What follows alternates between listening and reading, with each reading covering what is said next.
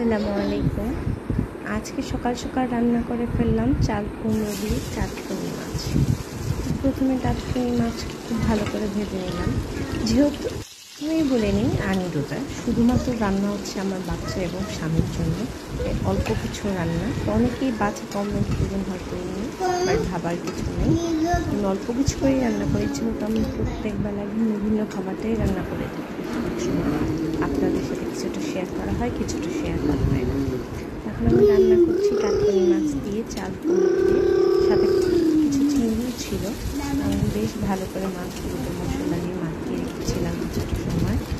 তারপর যেখানে আমি মাছগুলো ভালো ভেজে মশলা কষিয়ে নিলাম, সেখানে অ্যাড করে দিলাম চাল কুমড়ো। তারপর যখন চাল কুমড়োটা বেশ ভালোভাবে কষানো হয়ে যাবে, হালকা কিছু ঝোল দিয়ে সেখানে আমি মাছটাকে দিয়ে দিব এবং অল্প কিছু সময় রান্না করে নেব। এই তো আমার চাল কুমড়ো দিয়ে টাটকিনি মাছ রেডি। আপনাদের ভালো লাগলে অবশ্যই লাইক কমেন্ট শেয়ার করে আমার পেজটি পাশে